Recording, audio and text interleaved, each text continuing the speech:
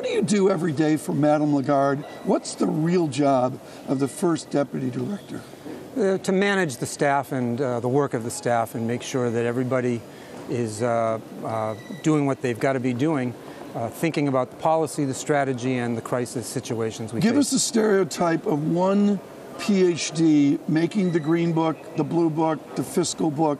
Give us an example of who that PhD is. It's giving you your brain power. You know, we've got people from all around the world. They're the very well-educated PhD economists. But what separates them from others is we are clinical economics. Clinical economists, meaning you have to practice what you preach. It has to not just work in theory, it has to work in practice. And these are people who've been doing this around the world in real-world situations, dealing with the actual problems and the leaders who have to bring about the changes. The zeitgeist of the 1950s and 1960s IMF was maybe over a week, over a quarter, maybe out 6 months. The zeitgeist now is 1 or 2 days. What do you see here within these spring meetings? Well, we have to be agile. What everyone is saying this week, one way or another, is very simple.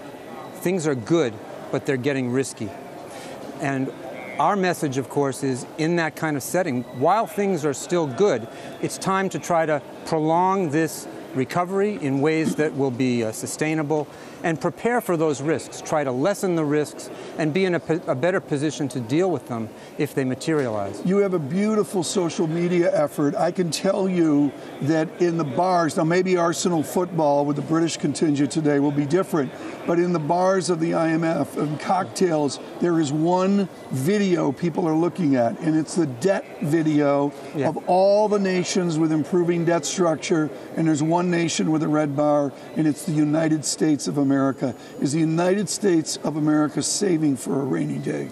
Well, look, there are debt issues all around the world. The key number you're referring to is 164 trillion. That's a big number. That's more than twice global GDP. So there are a range of countries around the world that will not have the buffers, will not have the space and room to maneuver if something goes wrong. And so they should be doing something about that, trying to rebuild space. The United States is in that category. It's important, and we've been saying this for years, that the U.S. soon reduces the budget deficit and tries to get the debt to GDP ratio to come down, because you never know what will happen tomorrow. The arch theory for all Americans, and frankly for many in the advanced economy, is growth will solve everything. Within your forecast in the Blue Book, your World Economic Outlook, thank you, Maurice Obstfeld, can you yank it over to the Brown Book, the fiscal space, and say the growth will be there for every unique story, including the United States? Well, we would like to see people, countries, all of our member countries, try to take steps to improve growth in the medium term, because this is a cycle, and you have to look over the crest of the hill and see what's going to come. And we believe that actually potential growth will be somewhat lower in the future than it's been in the past. So there will have to be affirmative steps through infrastructure and structural reforms to improve the growth prospects. But I would say that there are new wild cards on the horizon. Give us an example. Well, the three subjects, non-traditional subjects in a sense, that are on everyone's minds this week are the three T's: trade, technology, and trust. Trade is a semi-traditional subject because it used to be a big deal, but everyone's been in agreement for years that there should be liberal trade. We need to, on trade, we need to pivot from where we are to countries that have gained from globalization and know their future is linked to globalization, but are now big enough to matter. They need to be thinking about opening up their own economies, and at the same time, the United States needs to be letting go of unilateral pressures to achieve its goals. Here at these meetings, people are really now talking about all together trying to find ways to shift to more market access, more competition. Countries are now strong enough to open themselves up to competition. They will all gain. But the template of this is so important, David. The template here is a multilateral effort in this idea of trust, buttressed up against an America with a president who is to be kind bilateral, maybe unilateral, or maybe my way or the highway. How do you draw the present administration into a more successful trust relationship in our political economics. I think the breakdown in trust is very broad in the United States, in Europe, in many places.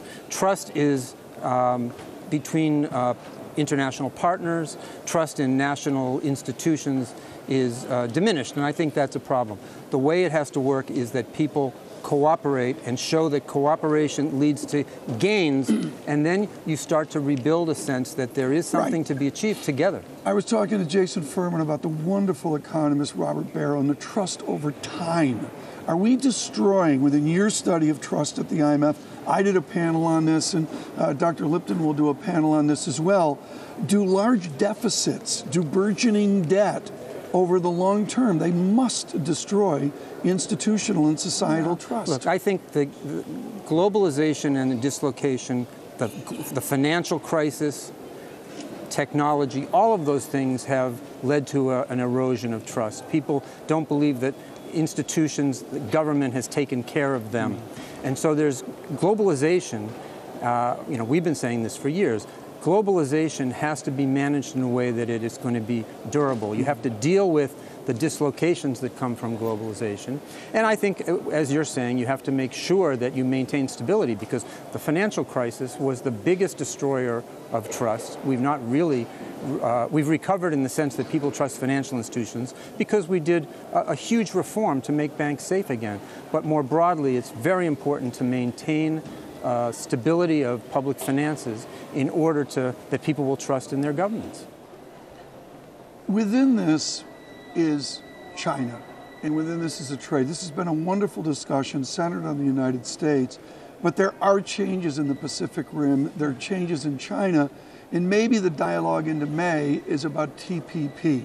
The president swings back and forth. Who knows where the president will be on TPP? Review the IMF stance on the efficacy, the benefits that all can see from TPP, even a China potentially excluded from it. I mean, at the root is the proposition that we still can gain from more interconnectedness, and that's key to the future of the Asia-Pacific region.